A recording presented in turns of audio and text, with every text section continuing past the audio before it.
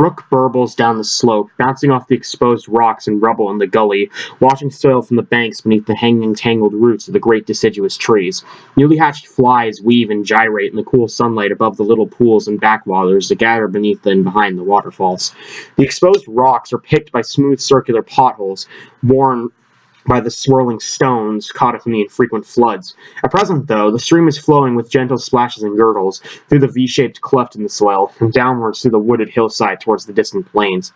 The air is cool, almost as cool as it was during the ice ages of ancient times. There can be no more for a very long while. The continent at the South Pole is covered in ice, but there is no permanent ice cap on the north. The gradual movement of the continents has opened the oceans to such an extent that warm currents from the equator now sweep up to the polar sea and keep it permanently free of ice. There is less carbon dioxide in the atmosphere than there has been for a long time, and this is the reason for the cooling. Sunlight shining down onto the Earth's surface is re-radiated away into space, with little of it being trapped in the layers of air. The algae that were induced to grow in the lowlands by the aquatics have absorbed much of the atmospheric carbon dioxide, and now it lies trapped in the vast deposits of peat and lignite below the roots of the forests of the coastal plains. The aquatics themselves have long abandoned that wasteful exercise, and now grow more concentrated food out at sea. In the shadow beneath an overhang, screened by the interwoven arches formed from the shady roots of a great tree and by the more delicate soil-clogged roots of the grasses and undergrowth plants, there sits a figure. If he had the wit to interpret them, the rocks in the bank behind him would tell an important part of his history. They are of a normal strata of dark, finely bedded shale, except for one thin layer, which is quite unusual. Shale is formed from compacted mud that was once deposited layer upon layer in quiet waters, but this one particular bed of the sequence seems to consist of an entirely different material. It looks as if all kinds of foreign matter spread in and were deposited on top of the mud at one particular time. It is a very thin bed, and so the deposition could only have taken place in a period of a few thousand years at most. The top boundary of this layer is as abrupt as the bottom, and above this is the normal sequence of shale continues, showing the continuing deposition of clean mud. Evidently, the continuous deposition of mud in the area had been disrupted for a short period, while great changes took place in the world at the time, and the resulting bed of foreign matter had eventually been turned rock to rock, along with the mud above and below. The figure has never noticed this. It is not part of his life, and he is looking the other way. Sunlight, sparkling from the pool below him, casts ripples of light on his face and arms. He has the long limbs and the long face of one of the hunting people, but there is something a little different about him. His neck is shorter, his ears smaller, his fingers longer, and his feet broader than usual. Also, his eyes are strange, not in their appearance, but in their function. The lenses smooth out the bright reflections from the water's surface, enabling him to see directly into the depths. His brain compensates for the refraction and distortion caused by the different densities of the water and the air. He uses these faculties to watch the bottom of the pool for his prey, for this creature feeds on fish. In the temperate regions of the world, where the forests and woodlands still exist in the upland slopes, the hunting people still pursue their age-old lifestyle, just as they have done since they were engineered. However, as there are so many different food sources in the habitat, many of them have begun to specialize and to develop bodily forms that are appropriate to their particular way of life. Most lie in wait for birds or dig in the ground after burrowing mammals. Some even feed on nothing but insects that they remove from the layers of their wooden homes. One group has developed as an almost exclusive fish eater. Living mostly by the hilly lakes and rivers, these creatures spend most of their time on dry land, but enter the water to chase their prey. Their broad feet help them to swim, and their long fingers can spear their slippery prey with ease. Their pelts has become particularly smooth and glossy, and they're beginning to adapt a streamlined shape to their bodies, with a bulbous head tapering into the smooth shoulders without much of a neck. Their eyes work best above the water, but their focus can be adjusted to allow their use beneath the surface as well. The individual begins the overhang, so still that he appears to be asleep, suddenly focuses his eyes on a movement not far below the surface of the pool. A long fish swims in from the more turbulent area near the current, its deep tail whisking back and forth, moving its body lazily along with an ease that would make the watcher feel jealous if he had the capacity to feel such emotion. Taking his time, he watches the creature come closer and closer. His hand cleaves the water so expertly that it hardly makes a splash. The pointed claws on the long fingers close around the scaly body and pin it before the slippery shape can wiggle free. Then, with an almost reflex jerk, he yanks it from the water and onto the bank beneath the overhang. With a swift blow, he kills it. Then he eases himself from his hiding place, straightening out the slight cramp at his muscles, and gathers up his catch to take it back to his mate and family. No, he is not a fully adapted water creature. There are other derived humans in the world who are more perfectly built for the water environment. Nevertheless, he is good enough to survive and to continue his line. Far away, on another continent, a much smaller creature moves slowly, upside down, through the dripping branches of the tall trees. Her fingers and toes are permanently curved and allow her to hang up on the underside of the stoutest branches. Slowly she turns her little head and looks about, seeking out the next piece of food growing in the humid air. There, on the next tree, is a bunch of fruit. Carefully she crawls along beneath the branch back to the trunk, where he can climb out amongst the branches closer to it. Dimly, she sees that there is another creature, a male of her own kind, already on that tree, well above the branch of the fruit. He is moving slowly downwards. Whoever reaches the fruit first will claim it. Her long fingers reach for the next handhold and splinter through a weak layer of bark. The air is suddenly full of noise and aggression. A cloud of insects has burst from the hole and is thudding into her, jabbing through her pelt with pointed teal weapons. She feels the prick of the attacks, but there is no pain, as her line became immune to the poisons generations ago. She knows that there is good eating here, so ignoring the insects that are swarming and clustering around her hands, she breaks up the bark covering the nest that she has disturbed. Combs of honey and grubs are stacked in there, vertically in neat rows. With her usual deliberate action, she breaks them from their hollow and chews contentedly. Afterwards, with the empty nest and the insects spent, exhausted, or fled, she remembers the fruit on the next tree. With painfully slow movements, she unwinds from her feeding position and begins to crawl along the branch once more. Eventually, she comes in sight of it, but she is too late. The male has already reached it and is eating. No worry. She is fed, and there are plenty of other sustenance around. She turns to crawl away again, but then she stops because the male has noticed her and is crawling along the underside of the thin branches towards her. He obviously wants to mate. Does she want to let him? Yes, this is a good time, since they have both eaten and will have the energy. It is also a long time since she gave birth, and her child is now matured and left, so she can take on the responsibility once more. Meekly, she awaits the male's reproach. The rainforests that still clothe the windward mountains of the moister parts of the globe and the great river basins along the equator still have tree dwellers, which in most places have changed little over the millennia. The long arms and long-fingered hands that grasp branches allow them to hang firmly onto their high perches. The long legs with the prehensile toes allow trunks and boughs to be negotiated.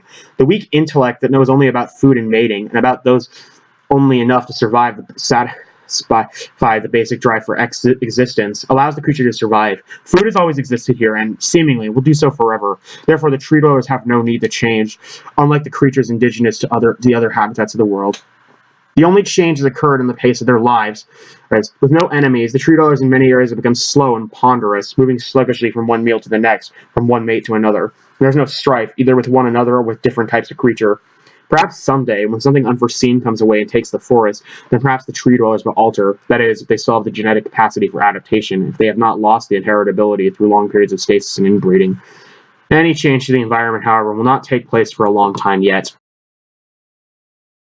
A long finger probes and gropes down the tiny tunnel into the nest. The loose soil and twigs are forced apart by the blade-like fingernail, and the finger slides in, deeper and deeper. Ants, enraged by the intrusion, swarm out of the side chambers and tunnels and mass against the attacker. Stings and jaws sink into the tough skin, but make little impression. Courageous fighters hang on to the invading flesh as their blind instincts dictate, while others climb over them to find other spots to attack.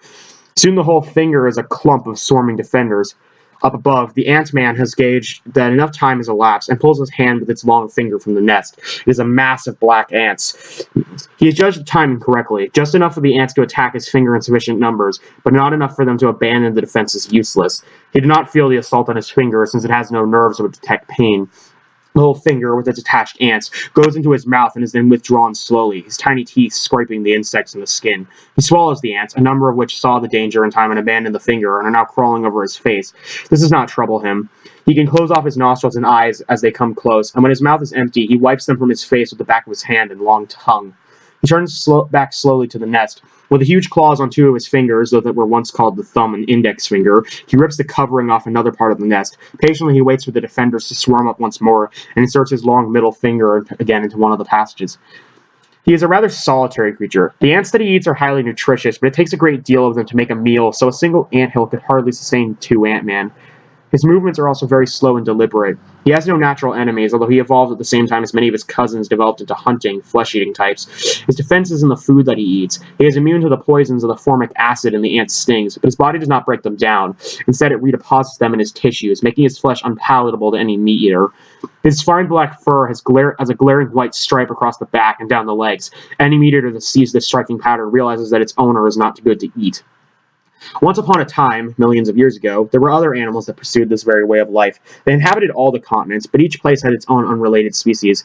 The anteaters of old South America were no kin to the aardvarks of Africa, and they only looked like one another because they pursued the same lifestyle. They possessed similar body features that had the same functions: long, sticky tongues, narrow mouths, heavy claws, but evolved independently.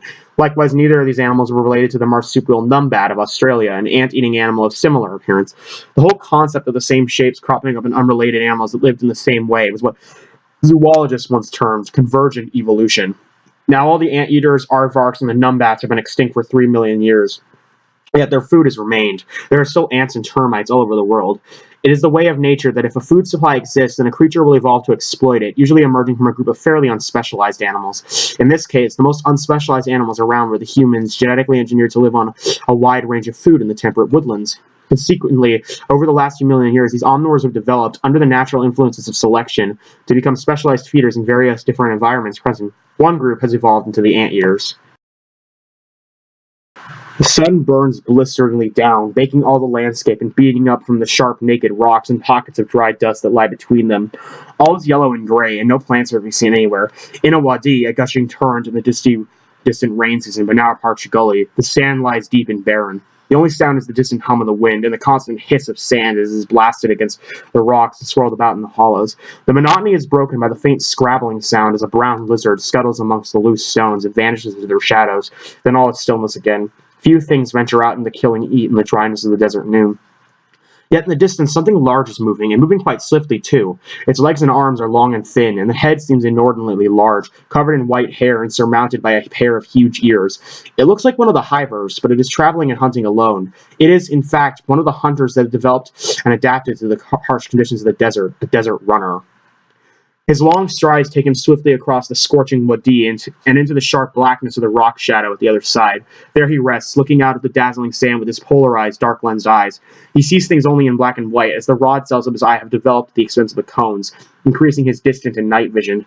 He has just traveled many miles over the rocks and dust, and now he will rest a while to cool his body. Despite his adaptations to life in the desert, he must still guard against the killing heat of the sun and the dryness of the wind.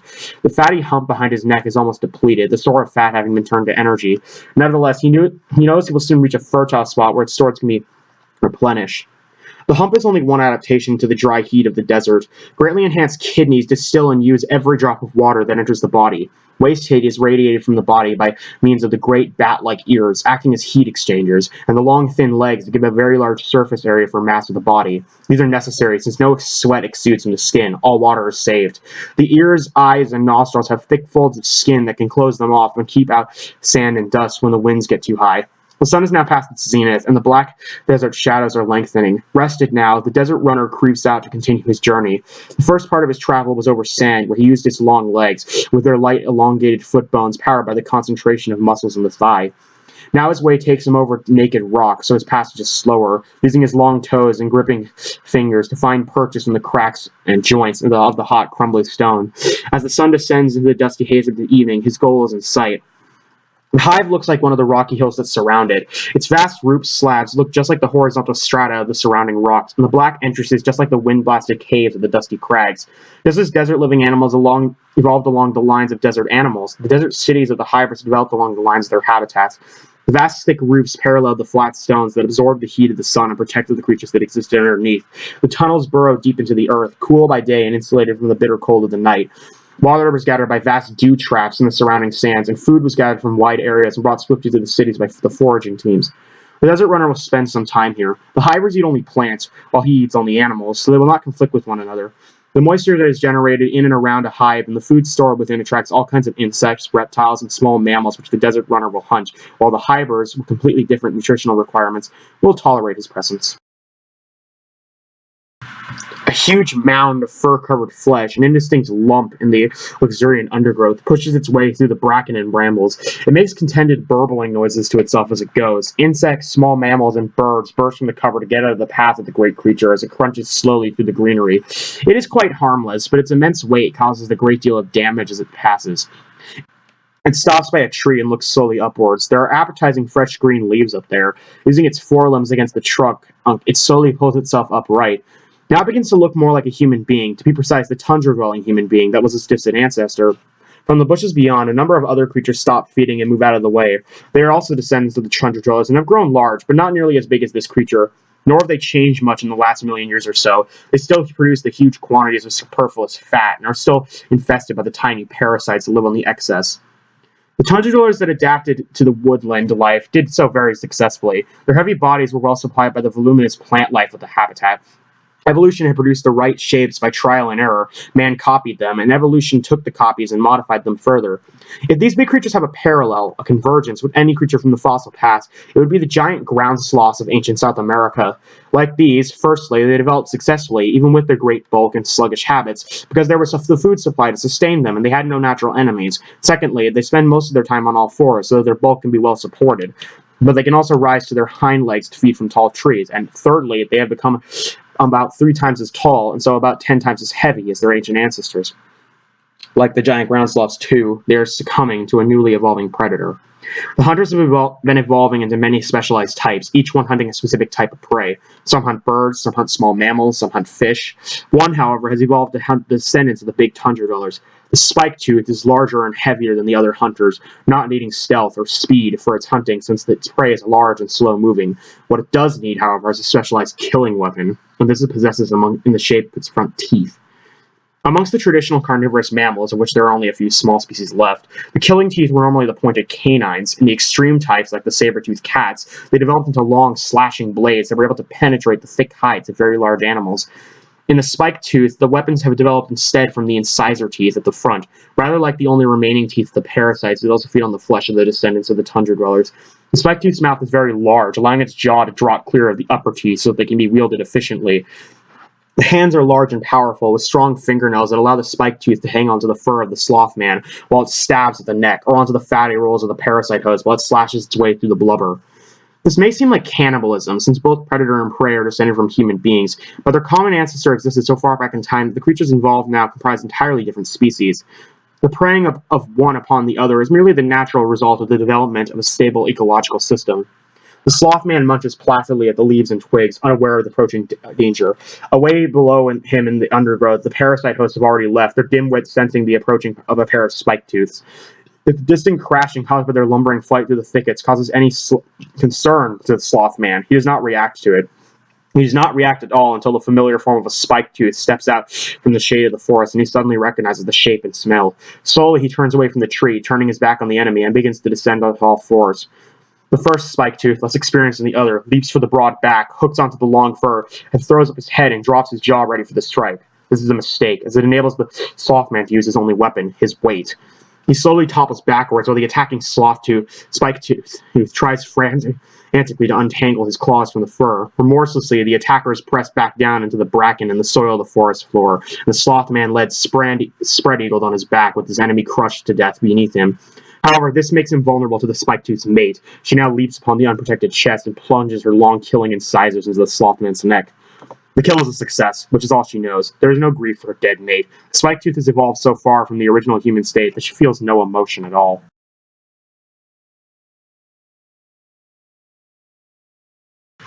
Strange stars move in the frosty sparkle of the night sky.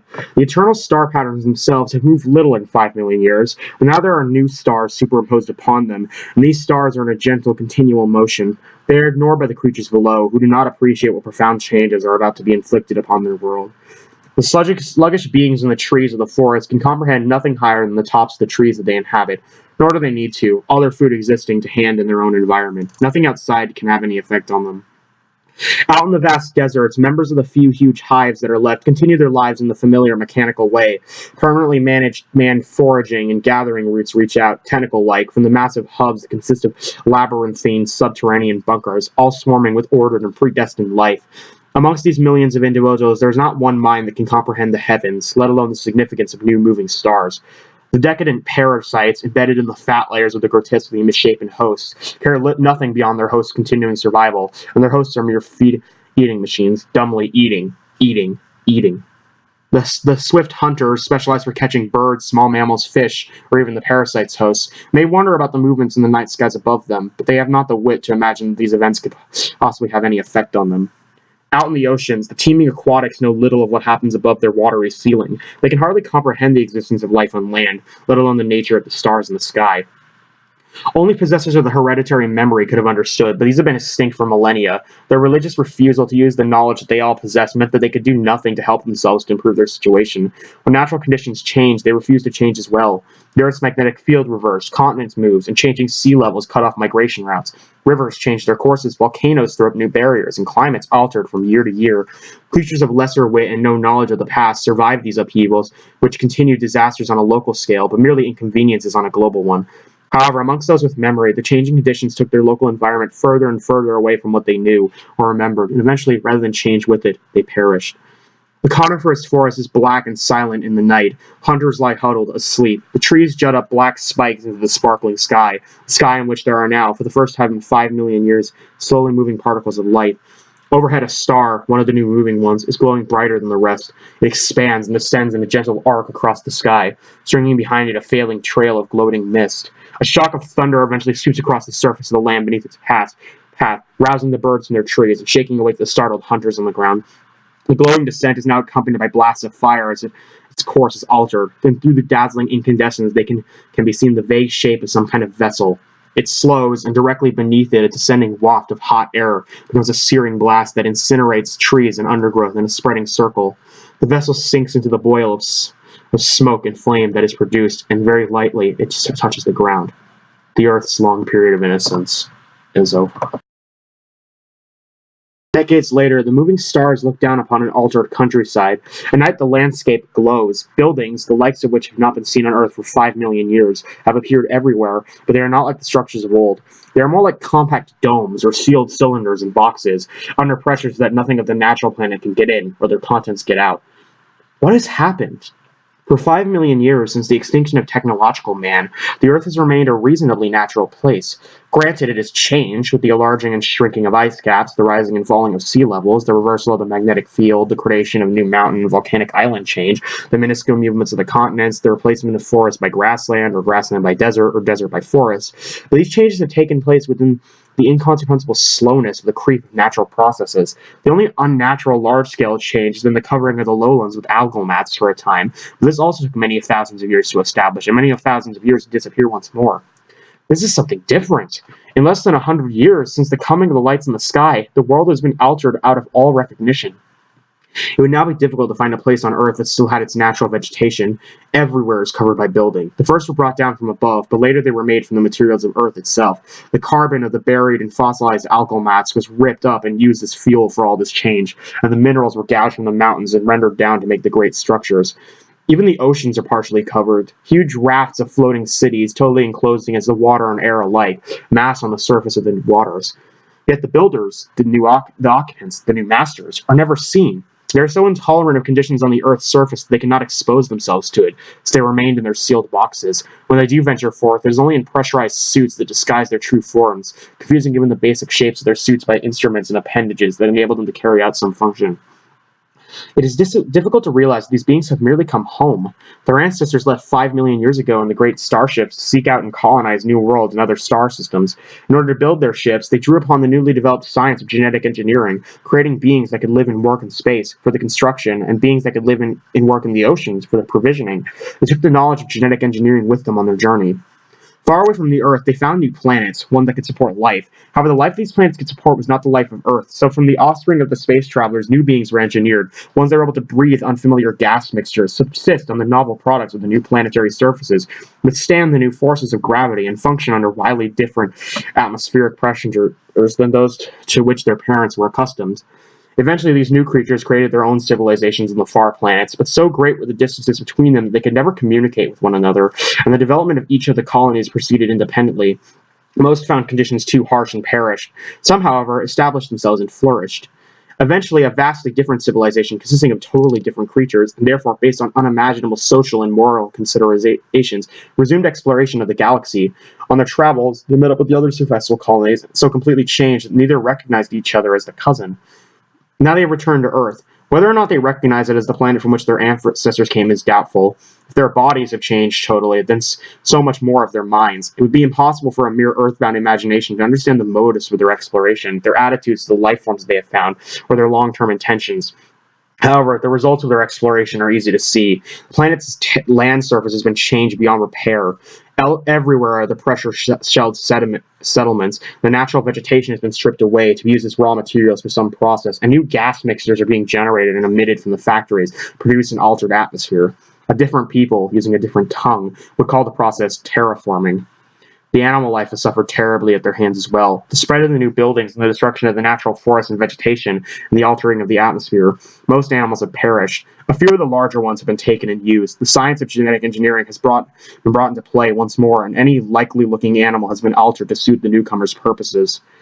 Food is the main consideration. Many of the larger animals have been seen as excellent sources of protein for the newcomers. Some of the larger buildings now contain rows and rows of them, genetically refined, bloated, misshapen, and unrecognizable. Huge mounds of fat and flesh grow in sturdy racks, fed by chemical nutrients pulsing through pumps and tubes, connected directly into the tissues. Harvesting devices scour through the flesh, removing the meat and fat as it is grown. Only the presence of a few identifiable organs, shriveled, pulsing limbs, and blind, gaping faces show that these food generators have been transformed from something that was once more noble. Elsewhere, other members of the local fauna have been engineered to work as machines. These mostly retain their original shapes: 2 arms with prehensile hands, 2 legs with strong feet, but their heads are encased in metal and plastic boxes. Radio or telepathic receivers analyze their master's wishes and stimulate the appropriate centers of the work creatures' brains. Containers of their natural air keep them alive in the changing atmosphere. They have been developed in many sizes. Giants, larger than the extinct slothmen, carry heavy loads and put together the prefabricated parts of buildings. Midgets, smaller than the parasite part of the extinct parasite host, manipulate the fine structures and operate in confined spaces. All sizes in between do the various other jobs. All work outside the domes and sealed cylinders is done by these beings. When one of the newcomers enters out, it does so in an encased in an anonymous armored suit, and usually astride an engineered creature. The vaguely human limbs of this creature are now long and spindly, but still able to take its own weight and that of the being sealed upon it. As with the work creatures, the top of the head is encased in a mechanical device that controls its brain directly. These are all the remain of the creatures that once roamed the landscape of this planet. Centuries later, everything has changed again. The moving stars in the sky have gone. The newcomers have gone. All living things on the surface of the earth have also gone, leaving nothing but a harsh, barren landscape littered with decaying and collapsing buildings. The sky is an unfamiliar color, with the sunlight filtering through a foreign mix of gases and drifting pollutants. The rocks and exposed mountains are crumbling to sand and dust at the new atmosphere, completely alien and incompatible with the physics of the earth and the chemistry of its surface. Slowly tries to find some kind of stability now that it has been deprived of the artificial systems and technologies that generated it and sustained it for such a short period of time. The newcomers came, took what they wanted, and departed once more, presumably to other planets they could use for their purposes. What they left behind in the way of artifacts will slowly crumble away and disappear. The havoc they wreaked on the atmosphere and the surface of the land will take considerably longer to resolve itself. Throughout the oceans of the world, there is a network of volcanic ridges. New crust is constantly being generated here, built up from hot material welling up from below the Earth's surface. The newly formed crust is continually moving away from the ridge axes as newer molten rock constantly forces its way up. This is the mechanism that moves the continents and alters the geography of the Earth. The seawater along these ridges seeps into the newly formed crust, is heated by volcanic activity, dissolves many of the minerals that it finds here, and erupts once more as hot springs on the edges. The instant cooling brings the minerals out of solution, forming dense smoke-like clouds of suspended chemicals in the water around the vents. The chemical energy present around these smokers is immense, and bacteria thrive on it. Traditionally, organisms have relied on the energy of the sun to produce their food energy. Plants have used their chlorophyll to harness the sun's energy and use it to make their own food from the gases of the air and the minerals of the land. Animals have also eaten the food produced by the plants, and other animals have eaten the plant eaters. All animals die and decay into the gases of the air and the minerals of the land, which are turned back into the food by the plants. The sun's energy turns this wheel. Around the smokers, well away from any light of the sun, the chemical energy is used by the bacteria to produce their own food. Simple single-celled animals feed on the bacteria. More complex multi-celled animals feed on these, and so on. Gigantic worms and blind crabs thrive in these hot oases in the cold, dark depths of the barren ocean, descended from the remote ancestors that were once part of the sun-driven ecosystem far, far above them. There is also another creature, only come to the smoky oases in the last few million years, and unnoticed by anything on the surface. This creature has a fish-like body that allows it to swim, and prehensile hands that help it to feel its way about and find its food. Its total blindness is no disadvantage in the solid blackness, but it has a sensitive organ on the top of the head. developed from an organ that its remote ancestors have forgotten, that is sensitive to heat and give a temperature-based picture of the surroundings. More importantly, this creature has a brain that is complex enough to give it an intellect. This intellect tells it that something strange has taken place far above it. Maybe someday it will be possible for its descendants to travel upwards, and even possible for them to live in conditions that are totally alien to it, if they can change enough. Maybe someday.